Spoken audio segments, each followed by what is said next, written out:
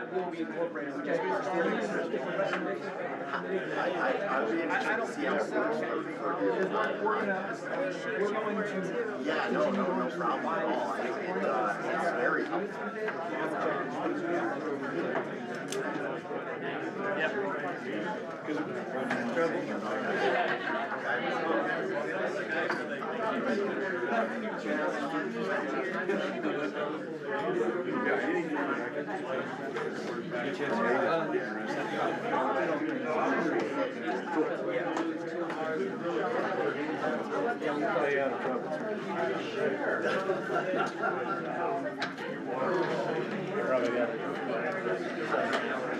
Okay, folks, we're about to start. And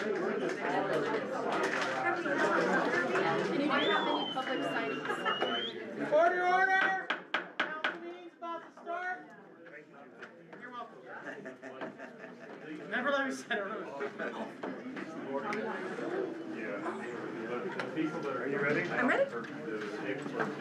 Recording in progress. Moving one of these to Brett's table, if folks want to keep the conversation going, if you let folks know, we can do that. I'd like to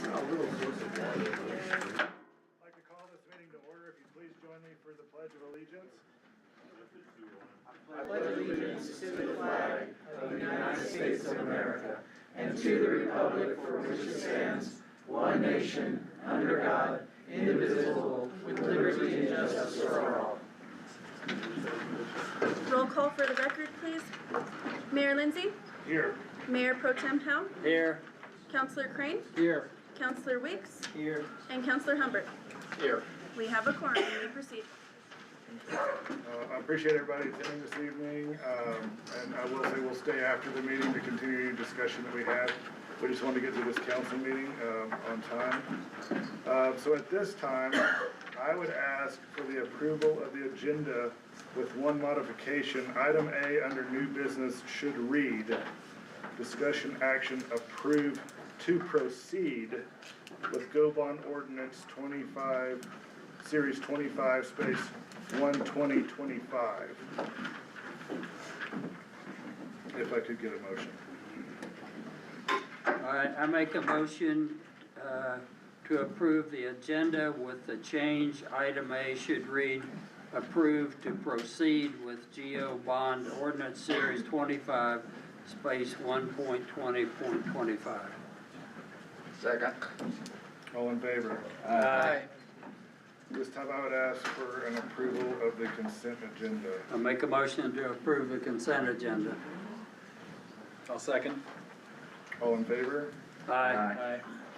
I don't believe we had any requests or responses from the audience pertaining to anything outside of this agenda. So moving on to announcements and proclamations by council. Do councilors have anything that they would like to say before we proceed? If not, we'll move on to staff reports. I'm going to start this evening with Tourism Director Greg Ralph. Good evening, Mr. Mayor, esteemed council. Got a quick tourism director update to give everybody. The first thing I'll cover is our advertising performance in January. As everybody knows, we started in earnest at the first of the year with a major advertising campaign throughout Texas, Albuquerque, Oklahoma, parts of Kansas. You have a presentation on it. The highlights of it, since we've started, we have had 8,600,000 impressions through our advertising. And it's digital advertising, it's television, it's Facebook, it's social. Our web visits this month were 29,196, up 776% from last year.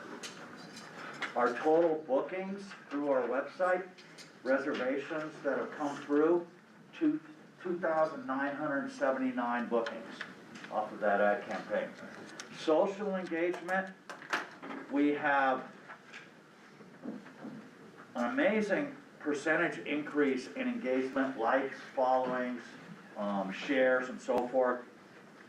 1,817% up.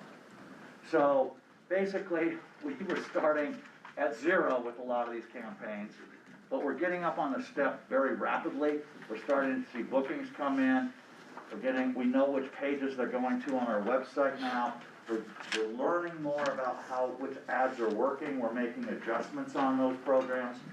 We're running some ads in terms of airline support. I've removed Austin from that. We weren't doing well in Austin, but we're doing very well in Dallas and Albuquerque, so we heavied up there. And that was in support of the advanced air flight. So the advertising performance is very good. Happy with it over that first month. We'll keep pushing and we'll keep growing. I've been very busy for the last 3 weeks with the New Mexico Tourism Department, Hospitality Department, and other people that we need to work with here for grants and other subsidies programs. 3 weeks ago, we had New Mexico Ski Media Day at Santa Fe. Good opportunity to ski with the meteorologists and all the television people from Albuquerque Market. Last week, we had Tourism Day at the Legislature. I've never done it before, but I was pretty proud walking around in the roundhouse down in Santa Fe. Angel Fire had a group of 6 people from this village that were there. Police chief, fire chief, clerk, manager, mayor, all going around getting face time with the people that control the purse strings in the state. There's a reason that we're getting momentum because we're building relationships with these people. It's worked very well. Yesterday, I was at a conference for the Hospitality Association, and in a big legislative reception, and the tourism director for the state of New Mexico, it seems that Angel Fire is their favorite child right now, because in his keynote address, he mentioned Angel Fire 5 times, didn't mention another community. So we're getting some good take from the other offices in the states. Specifically, I've been trying to make contacts for funding programs, grants. We have a bunch that are opening up that I'll be working with Rocky on. We have a tourism event growth and sustainability. This is for event support. $5,000 as an accelerator program to get a new event started. $10,000 in marketing funds. $50,000 for full event sponsorships. We'll be applying at all those levels for our event support. We've got a Destination Forward grant that's put out by the Tourism Department that is for infrastructure to help cover projects like this. And they have $2.8 million in the state budget for this year. So we'll be working hard to get $2.8 million out of that budget for us. Then we have the Clean and Beautiful grant. Julie's worked on this for years. We've done that for a long time. It's for cleanup days and other things in the community. We can look at things like water bottle refill stations for those kind of things and other types of opportunities. Also, another grant source is Outdoor New Mexico. They have grants for trails and parks and also these kind of projects. And then the last funding partner I found was the Energy, Minerals, and Natural Resource Department, the Land and Water Conservation Fund. They have money available to help us with our infrastructure projects too for recreation purposes. So those are great partners that we're going to develop. Going to be working hard with Rocky over the next few months. Most of these programs open up in March. Events. I'd like to invite everybody up to the resort this weekend. The shovel races are back. They started ice carvings today behind Winter Sports. They're pretty cool. If nothing else, go check out the ice carvings. Next thing, visitor center traffic is picking up. We're not doing a lot of visitors, but we're getting about 10 or 12 a day. It's better from the 4 we were getting a month ago. So we're seeing something there. We have 6 podcasts that we produce now with over 350 downloads. We have 35 downloads on our latest podcast that was on workforce housing. There's some good informative things about village happenings that you can listen to there. We're also producing a column for a tourism column for the Enchanted Circle News, the local newspaper. So you'll see a tourism column in there. So we're trying to not only promote and draw visitors to our valley, but inform the people in our valley what we're doing. so we can welcome those visitors in a friendly manner. Anybody have any questions for me? Great job, Brad. All right, see ya. Okay. Moving on to Parks and Rec, Director Shay Tibbet. Good evening, Mayor, Council, Clerk. I'll start off with, this community center's been closed. Excuse me, if anyone didn't know that. We've had some heating issues and now frozen pipes, as a result of these heating issues. That started back in, I don't know, when we first turned the boilers on, probably end of October, November.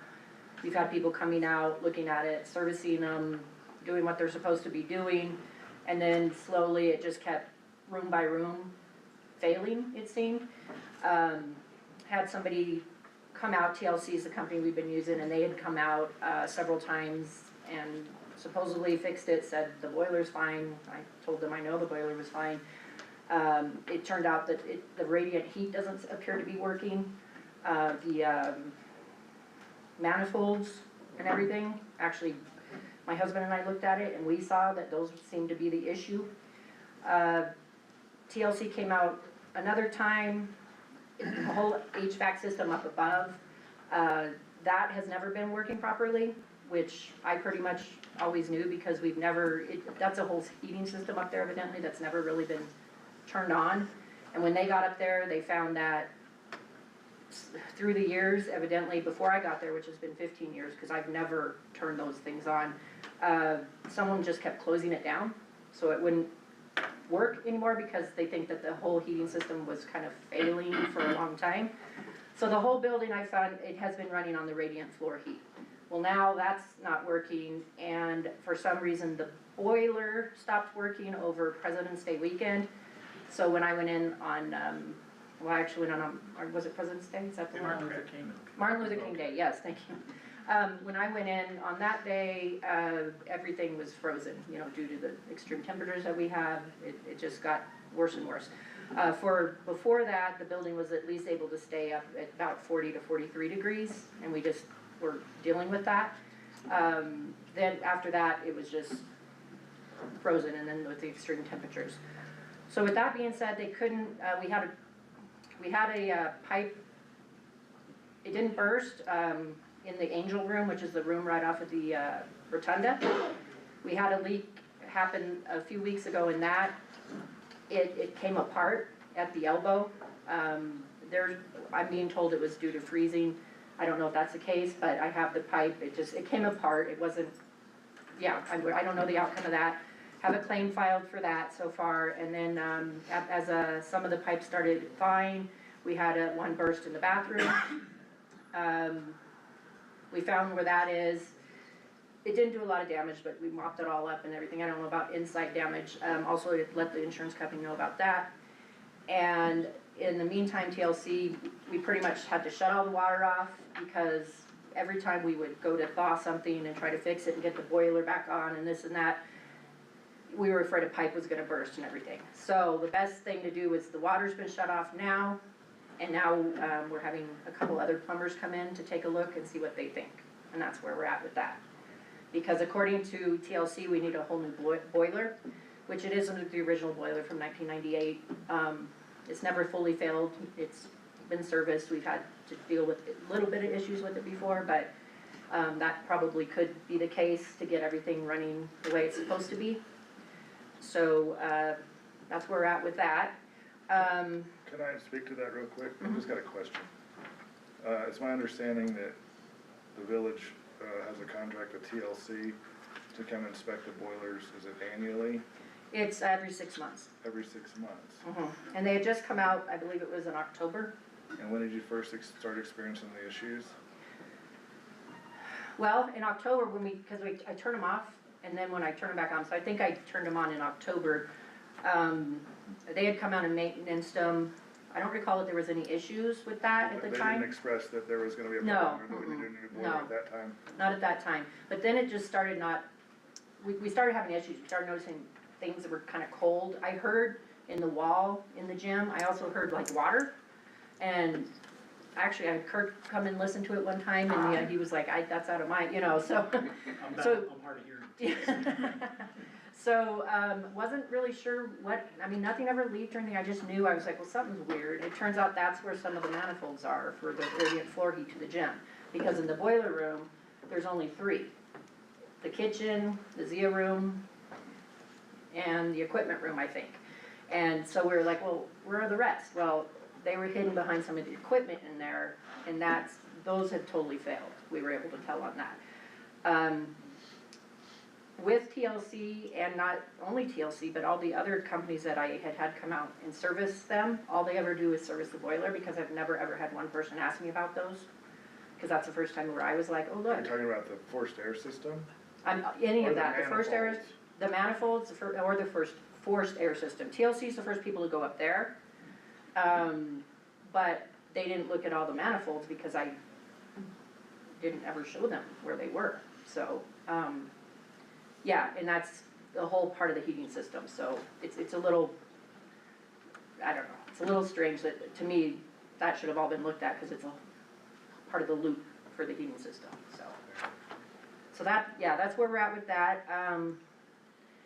I'm hoping to, let people come in without using the restrooms, and, they know it's cold. It was cold before, it was like 40 degrees, you know, but like the pickleball people and the volleyball people, everybody's like really anxious to get in there. So, my staff and I, we don't mind, we'll just let them know, come in and play, you're gonna get cold, don't use the toilets, and, open it at least for that. So right now, we don't have any idea when we'll have. Not until we hear back from, we had one plumber come out today, and I think he's gonna come out again. Is he coming out again on Thursday? Yeah, JC&E. Okay. Mayor Lindsay, Council, Clerk Strickland. Brett asked me to look into a plumber, so I had a friend of mine, JC&E Plumbing out of Albuquerque. He's a certified HVAC plumber. He has 2 or 3 guys that work with him. One of the guys is connected in Taos and came by today to do an assessment on the situation. And he noticed that there was a brand new pump there, so that was gonna be the bulk of the cost to repair this boiler system. That's what TLC was supposed to repair, was the pumps and the lines, but they never got to it because everything froze. Yeah. He did notice that the pump that is currently connected on the boiler was undersized. The one that is new there is more sufficient for the size of the building and the size of the boiler. He also noticed that the plumbing that feeds the radiant heat system had a lot of sludge in it, and it was an indication that they've never been cleaned. And that could have caused why some of the zones were going off here and there, because the water wasn't.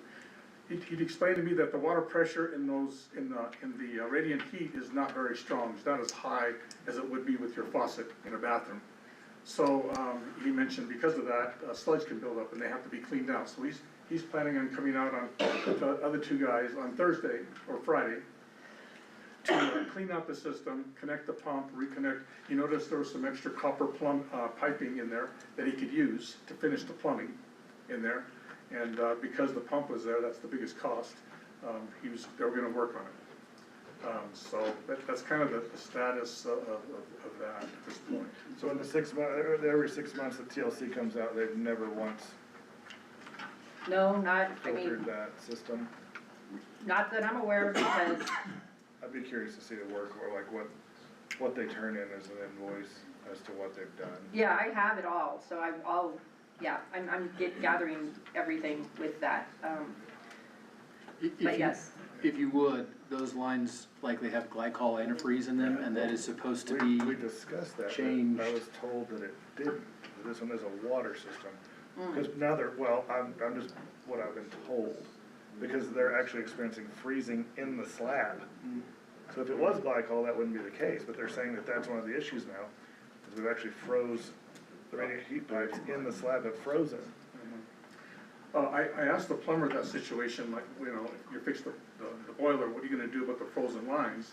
He said because there isn't a lot of pressure in the radiant heat, that he would, after the boiler is repaired, he would go ahead and turn it on and monitor the pressure or whatever, there's pressure gauges in different zones.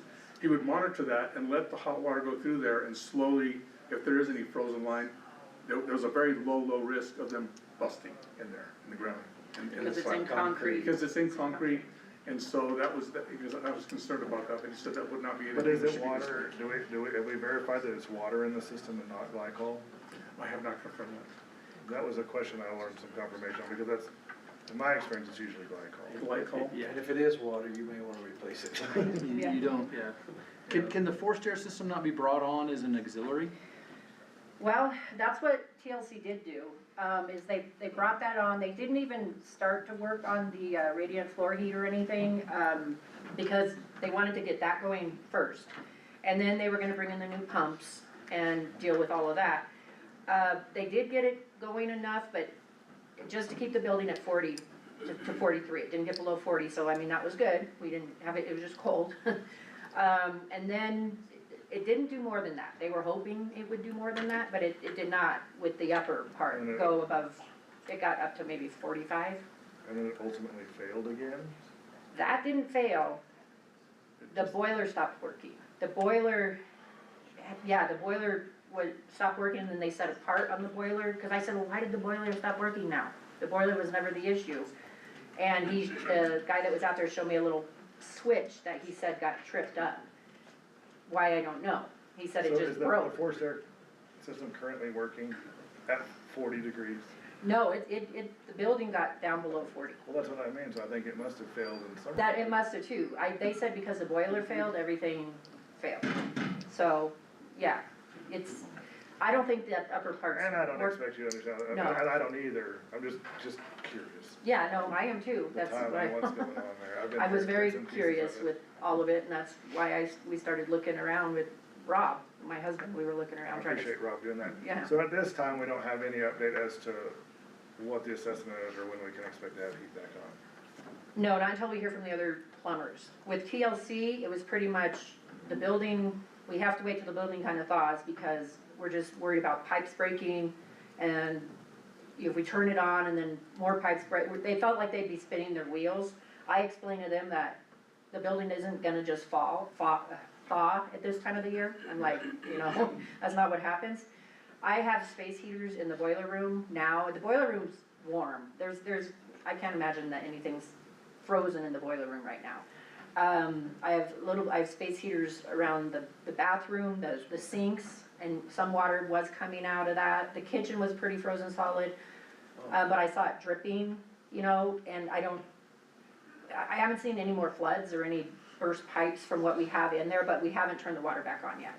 So I don't know when the right time to do that is. It's been warmer now. I mean, we could give it a shot, but it's been off for now. But there's been no other damage or anything, and we've had the space heaters constantly in the boiler room. So those pipes they can't be frozen anymore, and we didn't have any burst in there or anything, so. That's what we're having to deal with this, and it's always in the middle of winter. Oh, I know. Well, that's what we were trying to avoid when we were having the issues and kept having them come out. Well, that's to me why we have have them look at it every 6 months, and we have two systems that neither one are working is frustrating. And I kept saying, we're gonna get really cold here, and yeah, so that's where we're at with that. The west side of the building, Dennis Engineering is going to be doing plans to reconstruct a way to attach it to the building. Just waiting on those plans. So for those that don't know, there was a project put in motion in 2023. 2020. It was 2020? Yeah. That started in 2024. Yes, And it's a good idea. it was phase 3. Yeah, this was phase 3. It Yeah. was a good idea to cover the back doors, the west-facing doors at the community center, which is what everybody uses to get large, anytime there's an event or anything, that's how you get things in and out of the community center. And when it And the snows, snow, the yeah. snow falls right in front of those doors and freezes, and it's very difficult to get in and out. So to cover that area, between the previous engineer and the current contractor, that project has gone over budget by over $100,000. Some of that, we added, in other words, we did add concrete to the project that wasn't originally specified. But beyond that, it's my personal, this is me speaking personally, I'm not an engineer, but that it was over-engineered to failure. And so we got a lot of money in that, and the first snow we had in November, when the snow came off of the community center roof and landed on this new roof, it started pulling the new structure down. The contractor acted quickly with chain boomers and straps to salvage it and then rectify it back into its space, but it's not attached to the current building in any way. And so we're having to have engineering then to do so, and quotes then to add it. So I just wanted to let everybody know what was going on with there, because it felt like that project was moving, and if you've noticed it just sitting there with straps and chains on it, that's why. So, yep, that's where we are with that. And then for Allen Fields, Dennis Engineering is also working on plans for the Allen Fields. They met with the Recreation and Trails Committee and got their consensus and opinions on what they thought would be good placement of concessions and maintenance shed and excuse me, a couple pavilions. And also there's gonna be parking lot improvements and such, and I think they have everything that they need right now. And they're gonna be working on those and getting them to us here hopefully soon, so we can get started in the spring, or, you know, as close as we can to that time. And the other couple grants that are out there, we haven't heard anything on. The Trails Plus grant, we just submitted, haven't heard anything on that yet. And then the other grant, I forget the name of that grant. City Parks Improvement Grant. Yeah, City Parks Improvement Grant, and that one was for the Allen Fields, and we haven't, we Yeah, haven't I heard anything on sent that. an email to Carmen, and haven't heard anything back from her. Okay.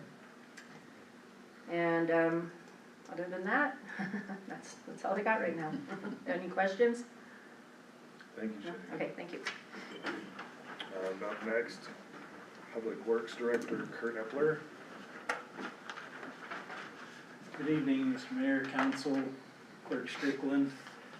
I want to start off my update this evening with to let you know that I'll be personally traveling to Albuquerque tomorrow to meet with our on-staff engineer, Tappan Mahoney, the president of the company with Dennis Engineering, to discuss multiple projects in hopes that any information he might need I can provide to him so he can move forward as quickly as possible.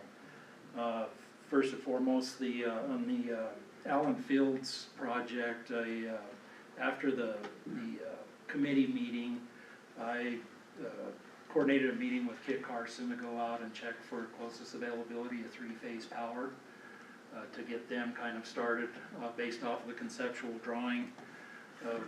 And we did confirm that there is real good three-phase power capability, or availability, I should say, as well as fiber optics stubbed across Camino Grande.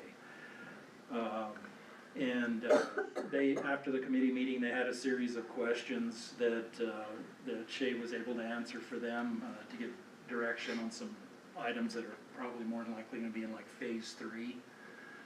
The hope is obviously in our phase 1 to get moving as quickly as we can to get the lights up and running and the underground infrastructure.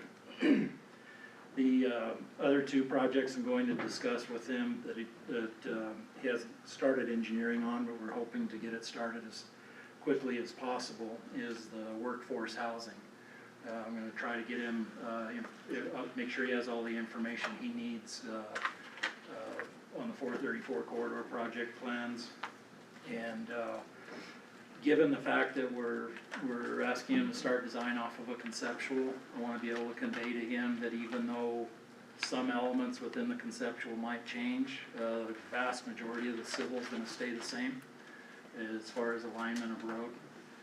And so this should allow him to proceed with the civil.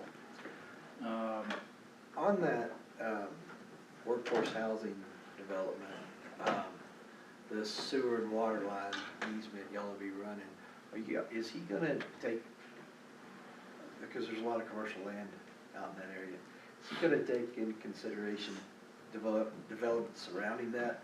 to connect onto that line for Had sizing? the discussion with Santos, now to understand the main that is along 434 right there that we're gonna be tying into. It is an 8-inch main, so that would be essentially as large as we could go. An 8-inch main will accommodate a lot, okay? With our footprint and our conceptual, a 6-inch will be plenty, but that discussion will need to be had if we want to, that initial stretch that's going into our property, if logic would say we would want it sized adequately. Because there is currently a 6-inch tie-in in place from the northwest corner of the Zebediah's property. They're tied into it. And so there is a 6-inch up to that point. If we were going to upsize, it would mean installing a secondary line there. It's really not that long of a stretch, but it's a discussion that should be had. And I will be giving him a heads up that could be an element that could come into play. The other thing is there is not an existing large water tap right there. There's a 2-inch for the business, and then there's two 3/4-inch water taps. So that project will encompass a TN live tap, if you will, into the 8-inch water main along 434. Any more questions about the workforce housing? Okay. So make sure I get them all. I got a few that I need to talk to him about. The big thing that I need to talk with him about is need to discuss with him about we want to get an estimate to start plan and design for areas that we want to upsize our water lines. We need to get plan and design in place to seek dollars to accomplish these things.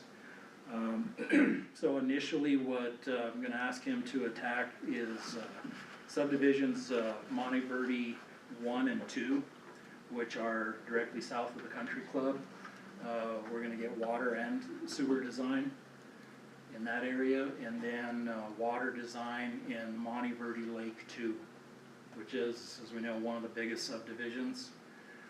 Both of those zones, if you will, Monteverde 1 and 2 and Monteverde Lake 2 are some of our oldest infrastructure. The plan sets that I'm taking to him for Monteverde Lake are 1973. And, but it's also kind of the highest concentration of undersized lines. Even though we have undersized lines throughout the village, that seems to be the most highly concentrated area, and it's also some of our most densely built out areas, okay? So the hope is that if we have plan and design in all 3 of these subdivisions, based on how much funding we can achieve, then within those 3 subdivisions we can prioritize. I think the chances of us getting it all together to be able to do it all are pretty slim. It's pretty significant amount of work dollar-wise and time-wise. And to accomplish the sewer down there, it currently stops about the Baptist church, right? The main sewer line? No, actually, the end of sewer line, which we would design to tie into, there's two tie-in points to that subdivision. One is St. Andrew's Way, just above the country club, which is part of the recent project. And then at the, where Woodlands Drive intersects with Gulfview Terrace, I get them all mixed up. Anyway, the end of the pit, I guess it would be the south end of Woodland Drive, which is probably the most probable tie-in point for the majority of that sewer. The sewer from there in turn goes down Woodland Drive to a lift station and then back up to Woodland and then flows down. So obviously, you know, where we want to expand the sewer from would be from existing endpoints. I'll be talking with him, and all the projects I want to discuss with him, I want to get an idea of how much time it's going to take him to get this design. Because what's really driving us on a lot of these projects is we really want to start turning dirt as soon as we can in the spring. Now, back to workforce housing, one of The elements of that is we're required to do an environmental study and a biological study. I don't see any reason why we can let that hold us up on design, okay? The only thing that's keeping us from doing those right now is the time of year. But everything will be put in place for when conditions permit to get those done. I know there's another project I was supposed to bring up, forgive me. Was it the CS Ranch Road? Yes, did want to inform council that the final step in the project on CS Ranch Valley Road was to place the mulch on the geogrid on the slopes. I was not even close to satisfied with the result. I've spoke with the contractor and Dennis Engineering and informed them that it all needs to be taken off. It's a combination of the mulch has very large pieces in it. There's some trash mixed in with it, and it's way too deep. Even in the plans, it states that the mulch was supposed to go to within 1 inch of the top of the geogrid. They thought that it would settle in, and the hope all along is that vegetation would grow there. And the application of the mulch that they put on is absolutely unacceptable. So we are not authorizing final payment. We're giving them opportunity to address it until it gets to the point where we have to address it, and then that'll be a whole nother story.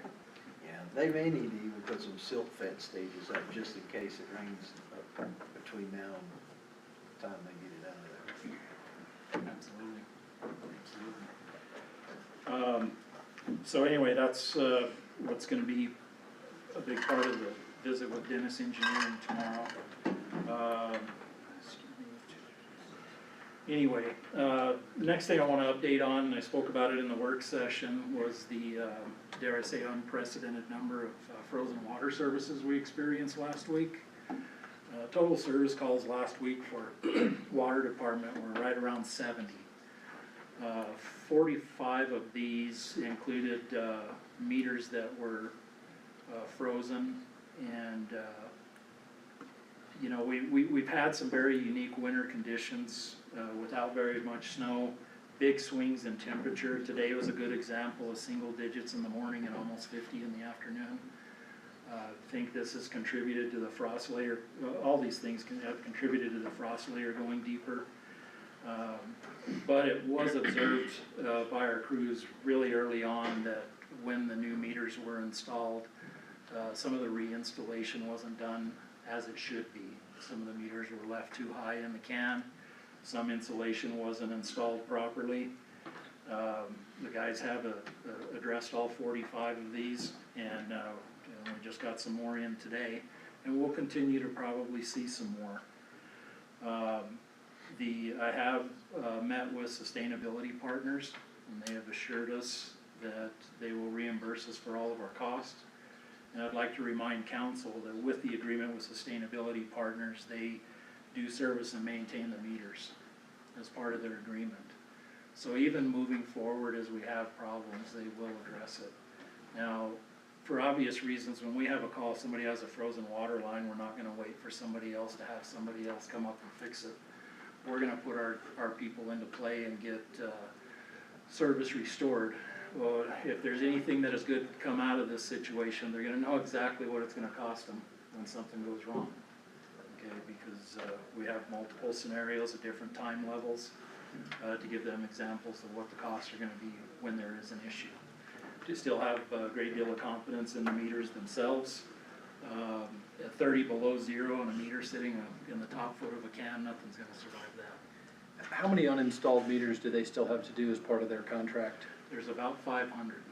And so do we have obviously you're gonna be giving them a bill for what they should have done the first time, but is there a QC step here we can give them for the remaining 500 so that the things you found, the lack of insulation, the improper depth, that we can document to make sure that those last 5 go in better? Absolutely. And let me start off by saying, in hindsight, I made a wrong assumption that these people would be doing it right. Trust me, I've had a few sleepless nights thinking back of what I could have done different. And obviously, we don't have the manpower to go with 3 crews and look at every install. But you know what, I could have done some random checks early on. So I apologize to the community for that, I take full responsibility. Now, even prior to this situation, thinking back to that big snow event that we had in November, they were just starting the process of doing the full meter can replacements. And they did 12 of them. And at that time, the crew and myself identified some quality issues. They weren't too major, just we want things done a certain way. And the weather shut them down from installing any more, but at that time I made it clear to them that as we're moving forward with full meter can replacements, understanding they might be doing 2 to 4 a day, then for quality control, I'm basically gonna say nothing's backfilled till one of our personnel inspects it. So that will be my method moving forward on the full can replacements. I will add that when this situation occurred last week, put as many staff members that I could make available from different departments, from maintenance department, from streets department, to go out and just start checking cans for any misinstallations, and they caught quite a few. But yes, in hindsight, definitely should have not had as much faith, and should have at least done random checks. Again, I'm the sole person responsible for that. Are there any other questions in regards to water and meter? Thank you, Director. Last thing, just a quick update on roads. Again, I want to repeat, we've been experiencing some real odd ice flows out there. I'm sure most of you have been able to observe them. We've driven out throughout the community. Streets Department is doing a pretty good job of staying on top of them. For what it's worth, we've had, I can honestly say I've never seen anything like it. There was one ice spot where a significant bar ditch, ice dammed up and flowed across the road, and in less than 24 hours that built up 12 to 18 inches across the road. So we're addressing that on a regular basis, but we're also using these nice afternoons to have motor graders out, whatever areas have good sun exposure, trying to keep the roads as smooth as we can. And we're looking forward to a really, hopefully a really good snowstorm in the next couple of days. We'll be on top of it. The very last thing I want to assure you of, I won't go into detail, but we have been working with the airport staff and offering our assistance in any way we can. We have stationed one of our plow trucks out there to assist them. Had a Caterpillar mechanic come in today to do a little work on their loader to get it going. And we have already, one of the storms that we got, we were able to send street staff out after they had taken care of all of their rounds. And what had been taking the airport staff 6 hours to do, we did in 45 minutes. Yeah. So. Yeah, and the runway was clear 2 hours after that. Yeah. What's the sunshine? That's all it takes, a little sunshine. Thank you, sir. Okay, moving on to committee reports. Do we have anything this Yes, evening? Mr. Mayor, the Comprehensive Planning Committee met Thursday, had a very good meeting. We just didn't have enough time. We hope our next meeting, we're going to be able to have more time to do a lot more work. A lot of information is coming in from the committees, which is good. It's just that the committees are at different places. Some were in place a lot sooner than some of the others, so it's going to take a little while to get all the data in that we want. I will say that the information that is coming in, some of the committee members are going through all of that. They're trying to get it into a format that will flow and hodgepodge. And I will say that, it's not in here, that Santos has been doing a tremendous amount of work in research and connecting with contacts that he has and pulling some things together that will become a part of this plan. And I think it will make it a very good plan when it's finally pulled together. Okay, with that, we'll move on to old business. Item A, I'd like to open discussion, request to proceed with the night sky ordinance. I believe this was, the proper term was tabled at the last council meeting, is that correct? Motion to postpone, it was the last. Yes. So we did have a robust discussion at the planning, work session, prior to this council meeting. So I don't know if anybody has anything to add from that discussion? May I approve? Yes, ma'am.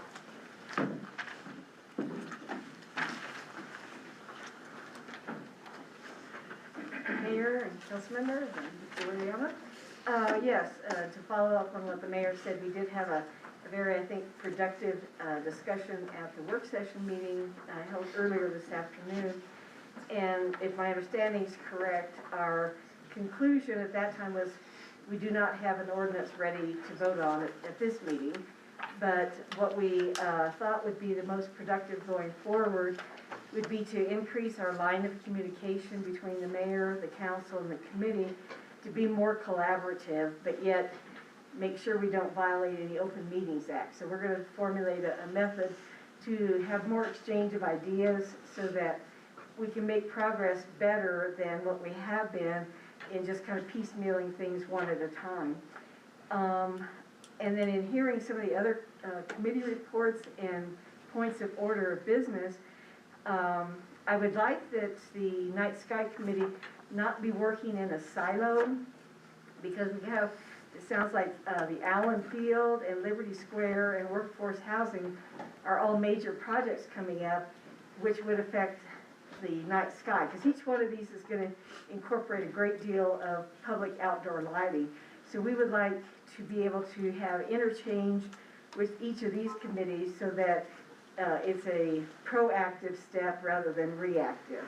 So if we can get information on how to participate in some of these other committees. So I think Ileana's doing a great job about posting agendas online.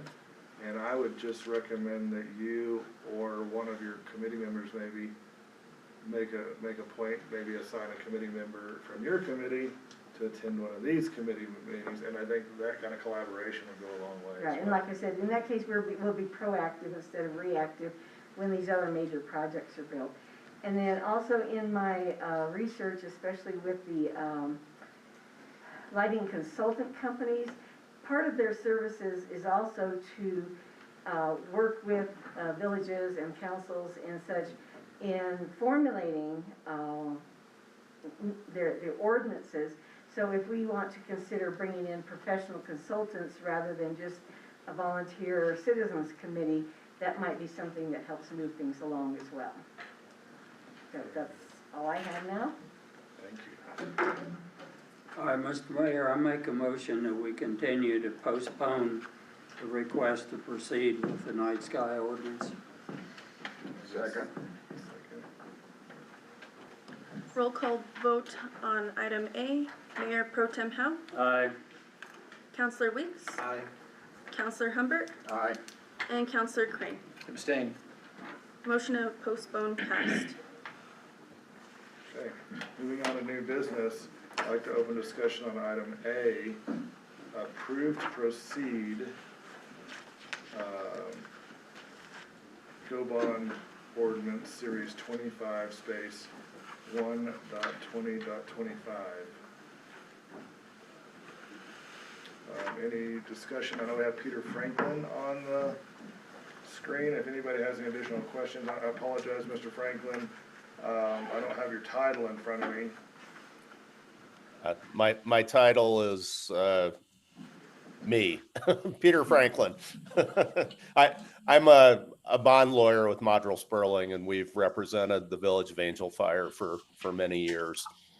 And if anyone would like for me to do so, I can provide about a 60-second summary of the ordinance, but I'm also happy to just stay quiet. If you could if you could keep it to 60 seconds, that would be wonderful. Sure. So this ordinance authorizes the issuance of $1.8 million in general obligation bonds. The 1.8 million is divided between two voter-approved projects, 900,000 for road improvements and 900,000 for water and wastewater system improvements. The voters approved that at the last general municipal election, which I think was November 7th of 2023. The ordinance authorizes the sale of the bonds to the New Mexico Finance Authority pursuant to a bond purchase agreement. You should have sort of a preliminary form of that agreement with the ordinance. Because these are general obligation bonds, they are payable from ad valorem property taxes. And the ordinance authorizes the village to impose a property tax at the rate necessary to pay debt service on the bonds while they are outstanding. The ordinance provides that the village will use the proceeds for the governmental purposes for which the bonds were issued, namely the two voter-approved projects, and further that the village will refrain from taking actions that would jeopardize the tax-exempt status of the bonds. Because the Finance Authority is buying these bonds and will basically hold the project fund as the village draws funds out to pay for these projects. It's really the Finance Authority that's going to be making sure that the proceeds are invested in a way that complies with the federal tax regulatory requirements. I'm happy to answer questions. That's my summary. Hopefully I kept it within a minute. Thank you, sir. So it's my understanding if we vote to approve to proceed, then the next steps would be to schedule our public hearings to discuss this further. And we don't have to pick a path forward tonight. We can continue to discuss those at the upcoming public meetings. Yeah, if we choose to go forward, we can weigh our options in the public hearings. If there's no further discussion, I'd ask Mayor Pro Tem Howe to make a motion. I make a motion to approve to proceed with GO Bond Ordinance Series 25, Space 1.20.25. I'll second. Roll call vote on item A. Mayor Pro Tem Howe, Aye. Counselor Weeks, Aye. Counselor Humbert, Aye. and Counselor Crane. Aye. Pass. Moving on to item B, I'll open discussion to approve resolution 2025-02, various budget adjustment requests. Again, I'm sorry that Manager Weir couldn't be here this evening. He's not feeling well. But if you'd like to, if you haven't had an opportunity, I'll be happy to read them aloud. Whereas bar in the amount of $1,544.64, $1,544.64 funds be moved from the budget to the airport employees benefits, equipment and services. Next is whereas bar in the amount of $73,250 funds be moved from the budget to the airport for electricity, propane, and fuel. Whereas bar in the amount of $600 be pulled from the general admin for law enforcement logo and tire. Whereas bar in the amount of $14,000 for community center TLC pumps. So, yes, ma'am. Well, let me give you the correct numbers. And let me preface this with everything to do with the airport, because we just took control of the airport. We are now the official managers of Colfax County Airport. We did not have anything in the budget when we created the budget and passed it back in June for the airport. Therefore, we're having to do these adjustments as far as the airport is concerned. So let me start over. The amount is actually $154,464. Those are the funds to be moved from the budget to the airport for employees' benefits, equipment, and services. The next one, in the amount of $73,250, be moved to the airport for electricity, propane, and fuel. The next one for the airport, $600 to be pulled for general admin for village logo attire. Moving on, a bar in the amount of $14,000 for the community center. This is for TLC pumps, as Shay mentioned earlier, the pumps have been replaced. That was an emergency, obviously. The next one is a bar in the amount of $2,468.98. Funds for a computer for the new P&Z employee. We're bringing on a new P&Z employee. He's scheduled to start in April. Whereas bar in the amount of $1,500. Funds for MVD clerk travel and training. This to get our MVD up and going again. Bar in the amount of $500,000. These are funds from carryover cash to fund special events and advertising. This is obviously a lodger's tax expenditure. You said 500,000, but this is 50,000. That's what Ileana gave me the new one, because we were off by 100 on, or over 100,000 on the first one. This is 500,000. That's all I'm, yeah, I appreciate you giving me the updated. The bar in the amount of $820,000, $820,600 GO bonds principal and interest that was not originally budgeted for. So that we resolve that the governing body of the Village of Angel Fire hereby adopts resolution 2025-02, transfer of bars, budget adjustment request totaling $1,566,882.98. Any other discussion? If there's no other questions or discussion, I'd ask Mayor Pro Tem Howe to make a motion. I make a motion to approve resolution 2025-02, various bars budget adjustment request. Second. Roll call vote on item B. Mayor Pro Tem Howe, Aye. Counselor Weeks, Aye. Counselor Humbert, Aye. and Counselor Crane. Aye. Motion passed. Moving on to item C, open discussion to approve fiscal year 25 first and second quarter expenses. Up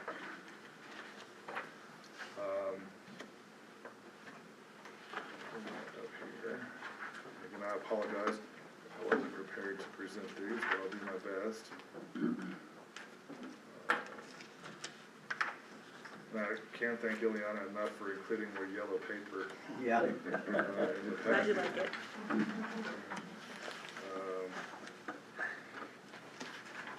If I can get to the right spot.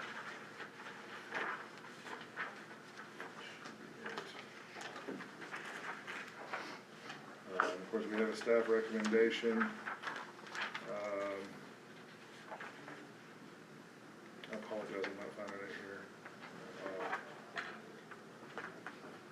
This is the one that says beginning cash July. Well, I've got that, is that the, well, I said it is. Is that the same one?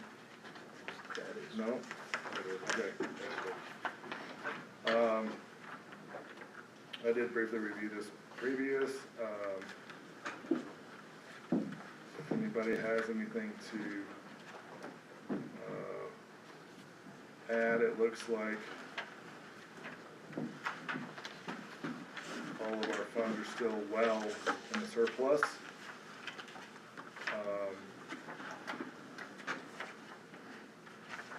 Without going through each one of them, I don't see anything even close to a negative or any cause for concern.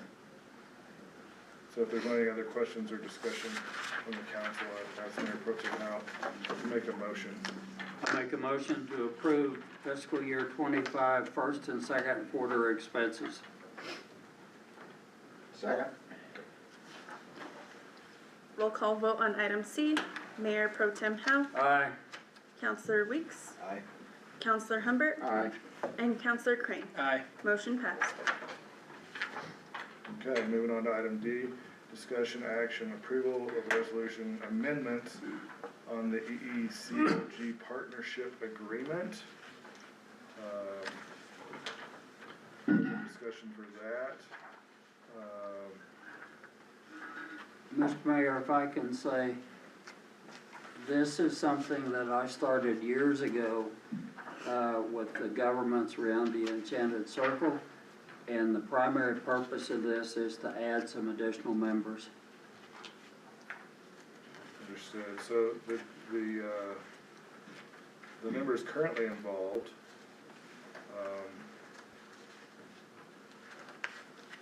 I believe, well, Mr. Howe, do you mind speaking to it? I believe I know the ones currently involved, and what are we looking to add? Okay, we have Taos County involved. We're going to add Colfax County. We have Town of Taos, Town of Red River, Village of Taos Ski Valley, Village of Cuesta, Village of Eagle Nest, Village of Angel Fire, and we're also gonna add, it's recommended, Taos Pueblo. So currently we'd be adding, in addition to everyone named, that the additions are Colfax County and Taos Pueblo. Yes. Any questions? Can we clarify what ECOG is? Well, Chuck, go ahead. I got it here. This is the Enchanted Circle Council of Governments. It was formed a number of years ago because several of our governors said that they'd be willing to fund regional projects over individual projects. So we were looking at this as a way to get more money into the Enchanted Circle and cooperate with all the entities. Okay, if there's no further questions or discussion, Mayor Pro Tem Howe, if you'd make a motion. I make a motion to approve resolution amendments on EECOG partnership agreement. I'll second. Roll call vote on item D. Mayor Pro Tem Howe, Aye. Counselor Weeks, Aye. Counselor Humbert, Aye. and Counselor Crane. Aye. Motion passed. Okay, moving on to item E, discussion action, approved workforce housing budget for the fiscal year 24-25.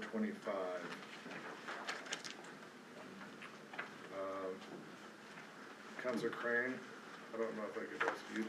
Yeah, so my apologies. I had gone through this budget with Manager Weir last week. It's not actually in my packet here. Thank you, yes.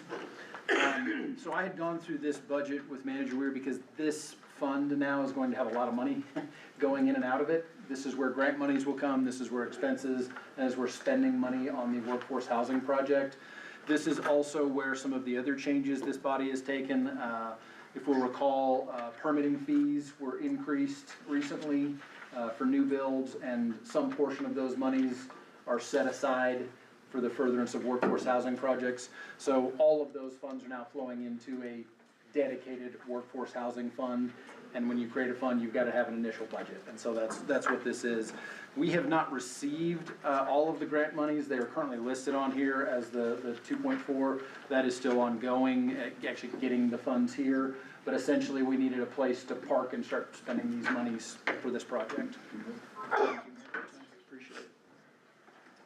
So in essence, we really didn't have this money to budget for.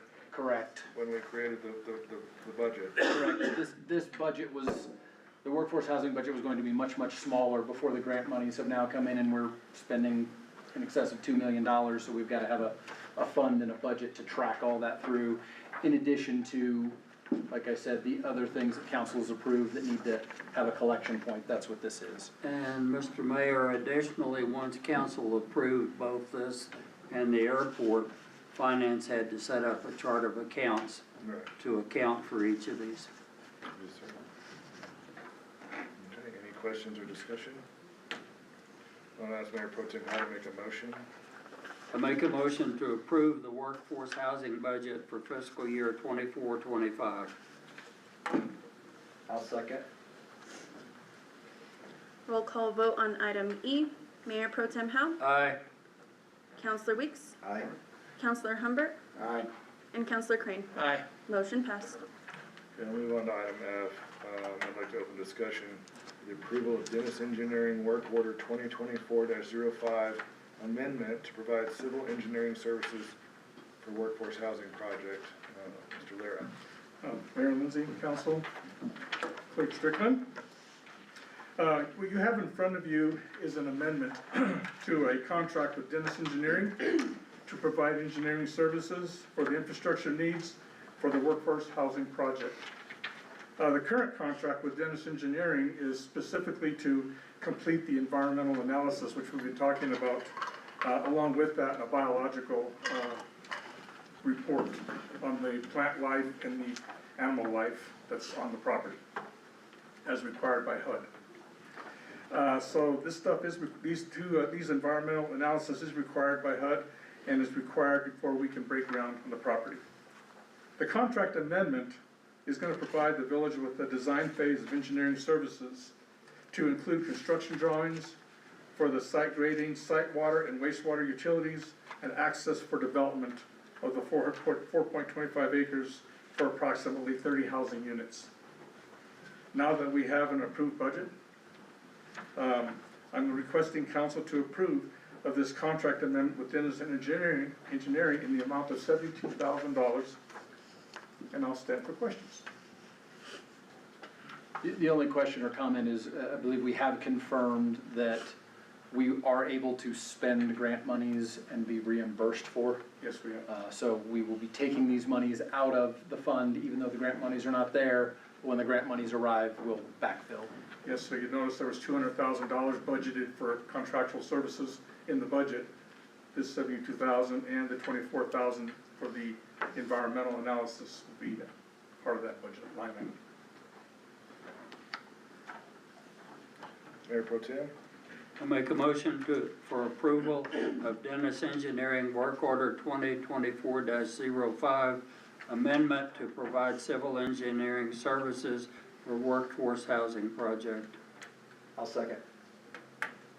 Roll call vote on item F. Mayor Pro Tem Howe, Aye. Counselor Weeks, Aye. Counselor Humbert, Aye. and Counselor Crane. Aye. Motion passed. Thank you. Thank you. Moving on to item G, open discussion to approval of task order 2025-06, Country Club resurface construction phase services.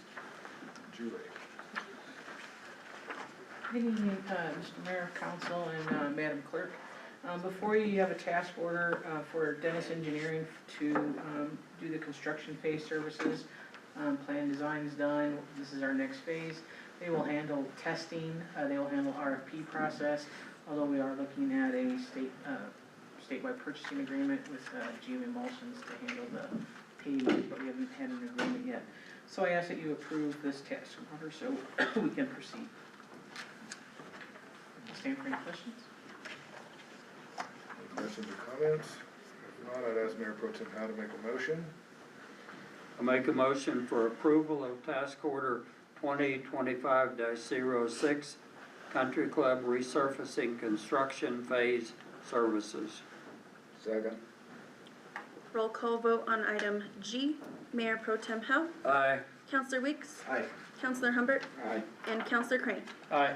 Motion passed. Okay, moving on to item H. Open discussion to approve a request to proceed with defensible space ordinance. Chief Vance.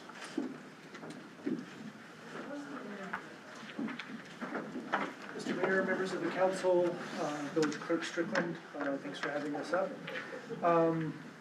We are requesting approval for a defensible space ordinance, a little bit of history behind it. I was hired in July of 2024. I understand that the Fire Adaptive Community Committee has been meeting for a number of years regarding this. After assessing that committee and trying to get my bearings about what the needs of that committee were, we developed this plan that you have in front of you, the Defensible Space Ordinance. We decided that we would probably get more traction if we were to take a phased approach to this. So phase one that you have in front of you is aimed directly at improved and developed lots, meaning lots with houses on them. Due to the challenges recently with constituents ability to get homeowners insurance on their properties. We hope that this will serve that dual purpose of making it a little bit safer around people's homes, as well as improved people's ability to get homeowners insurance. So we came up with this policy that you have in front of you. Part of the process, some of the questions that we've been asked in the past is how will this process take place? It's gonna be basically a two-step process. Members will fill out an application online and be contacted by someone from the fire department. We'll go to an individual's home, do an assessment based off of all of our language that we have, and all of the checklists that we have in our assessments will be based off of NFPA language and backed up by language that has been vetted before in other documents. Once we do that assessment, we will make some recommendations to the homeowner, and when that homeowner calls us back to do a follow-up assessment, we will either issue a certificate or not award a certificate to that homeowner so that they can take to their insurance company and provide that for them in the hopes of getting insurance. We've also made improvements and modifications to the way that we take in slash to be able to handle the increase in slash that this will address, and I think that was a big concern.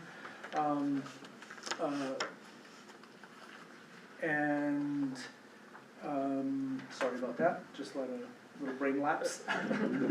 It happens. Captain Romo and the team have done a really good job at addressing the backlog of slash that we've had in the slash pit over what I understand about 20 years of pile up, and they're nearly complete in getting that all reduced. Also wanted to give a couple acknowledgements. The Fire Adaptive Community Committee, I think, did most of the legwork. They made my job easier in putting together most of this conversation and framing it in a way that was palatable. We did have help from Brian Lindsay, Mary Stuber, the District Forester in Cimarron, Rick Smith, the Cimarron Watershed Grant Awardee, Lindsay Reed, our new fire ambassador, and I guess, and Captain Romo and the slash team as well. I'll stand for any questions. I have just a couple for the record. So my understanding kind of behind the scenes, we're not sure on this yet, but we think this could give us a framework to get onto a Firewise path. Obviously the biggest concern we have with any ordinance that is kind of all encompassing or comes from somewhere else is if it includes fire hydrants, we know we have issues as we've brought up several times tonight that we need to get about the business of addressing, but we don't want to wait until those are all tackled before we get there. So I think in our discussions, you believe that this is a pretty good framework that could launch us into eventually, calling this Firewise, becoming a Firewise community and the things that entails. Is that a fair assessment at this point? Yeah, it's a great question. It's a hot button word that I've been avoiding for a long time. For sure. Because I heard that was maybe a sticking point in the past for the Village of Angel Fire. Just the word Firewise has a lot of implications. But we've vetted it through. Captain Romo has a great Firewise background, as well as Mary Stuber. We had to have something in place. We had to have a defensible space ordinance in place in order for us to even consider Firewise. We believe with the language that we have here, it would be fully supported by Mary Stuber. It would require an event, maybe a week-long event, to invite the district office up to the Village of Angel Fire and go around properties, show them how we're assessing that. And it's my general belief that if we have something in progress and we have something in place and we're making steps towards a Firewise community, then they fully support that. I don't have a great understanding of the Taos Pines area, but to address your concern about fire hydrants, they don't have fire hydrants in Taos Pines, yet they are nearly 80% compliant with Firewise, being a Firewise community. So I believe that it's achievable for us to be able to work towards those steps, and that's our intention to do so in the following phases after we get this passed. And I fully support, obviously, one of the things in this document is an ordinance effect date of April 1, which for us to actually do, this still has to go through legal review process and public hearings and all the things. But I support the idea of we've got to get a defensible space ordinance to let our homeowners start to fight that battle. But I do agree with what the mayor said earlier. The next step for us is going to be creating some type of path to compliance for the undeveloped lots, the ones that choose to participate. This is going to be a decades-long process of accomplishing and getting to those high 80% compliance rates would be great. But given the amount of material in front of us, I support the idea. I would ask, however, that we start looking for some language that makes sense for undeveloped lots and considering whether that's gonna go through the committee or what that process is gonna look like. But I don't wanna slow this ordinance down in furtherance of what will be certainly future revisions. Thank you for those comments. In reference to timeline, it's taken us about 2 months to really put full focus on getting this defensible space ordinance to where it is from draft form to what you see before you. And we intend on putting the same amount of energy into getting something that makes sense for those undeveloped lots in the future, and hope to work with all the stakeholders in doing so.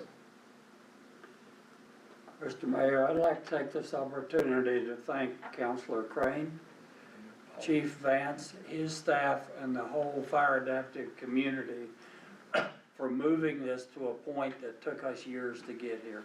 That's true. Yes, Yep. thank you very much. And I would definitely just wanna reiterate Jake's concerns to get the unimproved lots going as soon as possible. Yeah, I think I'll address that. It's our approach and our vision of this to start from the inside out, work with lots with homes on them first, and try to get something in place as a foothold to be able to, building block to be able to build off of that. There are Cimarron watershed project that was just awarded. They're gonna be working from the outside village limits inward. We're gonna be working from the homes outward, and the language in between to move us on to phase 2 and phase 3 of this defensible space ordinance. We'll work to kind of work in the middle of those unaddressed lots. So I completely agree. We have a sense of urgency to be able to work on those unimproved lots as well and recognize the need for it. Thank you, Chief. Mayor Pro Tem Howe? Make a motion to approve the request to proceed with the defensible space ordinance. I'll second. Roll call vote on item H. Mayor Pro Tem Howe. Aye. Counselor Weeks. Aye. Counselor Humbert. Aye. And Counselor Crane. Aye. Motion passed.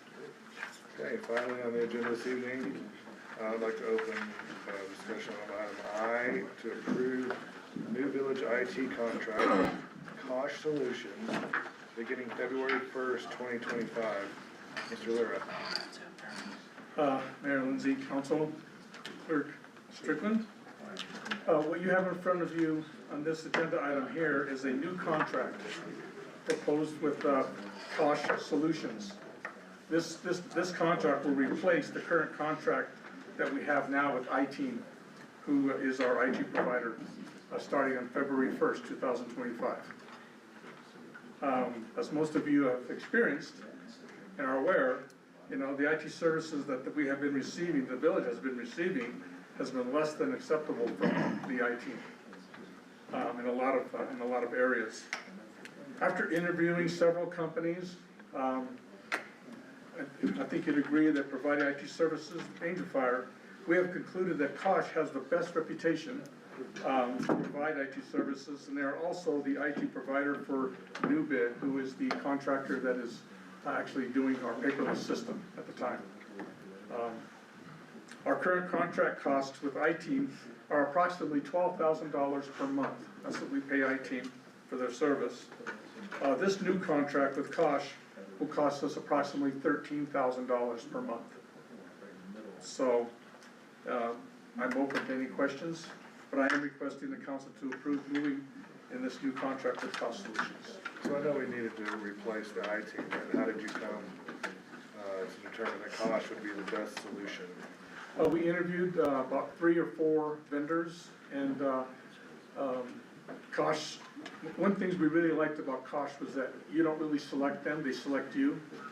They determine whether they can provide the service, so they had several meetings looking at our server area, our room there, all the connections, talking to us about all the software that are supported by I-Team, making sure that they could provide us support. One of the differences with Kosh, I-Team sends somebody to the village twice a month. Kosh, in this particular contract, is not sending them at all. They will on request, but they aren't making a standard date once, twice a month to be here. They have convinced us that their online services are over and beyond they're proposing a system called Windows 365. Windows 365 will allow that online, that remote connectivity to be even more effective than we currently have. They've been very successful. I've contacted 3 or 4 of their customers to ask them what their service is like, and they've all had great reviews. I've asked them specifically about their online support because, you know, they're not gonna make scheduled visits here at the village. And they've mentioned that they hardly ever have to call Kosh in. Now, when we do call Kosh in, they do add a fee of $1,000 to come out here for the day and do that work. So, beginning February 1st is not really gonna be the date that they're gonna take over complete support. There's gonna be a 30-day overlap with IT. So on February 1st, they will start working with IT, because we'll still be contracted with IT. We're not gonna pay for that first month. That first month is just a month for them to get familiar with our environment, coordinate and negotiate with IT to transfer over the services. Transfer the services over. March 1st will be the date when they will completely turn over service to them. But they've assured me that probably sometime in February, they will be able to start providing service to all of us at that time. Go ahead, sorry. Yes. Rocky, I assume there'll be a point of contact here in the village for those of us who need a little extra help. Yes, and we have talked about that. I'm not sure who that person's gonna be. Clerk Strickland. Clerk Strickland has offered that. No, I'm just kidding. Take that off the record. There's been some thoughts. I myself could actually be one of those contact people here. One of the things that happen a lot of time when your IT support person is working from a distance is sometimes there's just an easy thing that has to be done, but the end user just doesn't know how to do that. How do you reboot my system, or what do I do here? And so it's something that I can run, or we're even considering maybe Brandon at the tourism department. Him and I both could work together and, you know, go and do that little reboot, do that one little thing that will help Kosh do that online work that they need to do. Because sometimes they won't be able to connect to that system, so, you know, we'll have to do something. But I feel pretty confident in their work. Like I said, I've talked to several of their clients, and we've all got great reviews from all of them. Nothing really negative. It's a 1-year contract? Yes. So I agree. I think that there's a path forward here to get some better service, but I am gonna ask you. Yes. How many of my devices are you gonna make me change in February? Because they're all working right now. They're all working for the right moment. now. The devices aren't changing. Okay, No, the devices aren't changing. okay. They have looked at what we have, and they're perfectly able to support what we Okay. have. The only thing they're gonna be adding is a different software for managing online, Office 365, which will help us all. What will change is when we get our new system from Newbit. You'll be back, is what you're saying, to change more stuff. April will be Yeah. gone. No more yellow, anyway. It's a technological leap, the yellow paper. Yeah, it's- The yellow yeah, paper. really changed. You have to have it, Troy, that was an amazing idea. Mayor Pro Tem Howe. I'm do sorry, we- Mr. Mayor? Oh, yes, ma'am. Just for the record, this is done through a statewide pricing agreement. Yeah, that's good, thank you. I make a motion to approve a new village IT contract with Cost Solutions beginning February 1, 2025. I'll second. Roll call vote on item I. Mayor Pro Tem Howe, Aye. Counselor Weeks, Aye. Counselor Humbert, Aye. and Counselor Crane. Aye. Motion passed.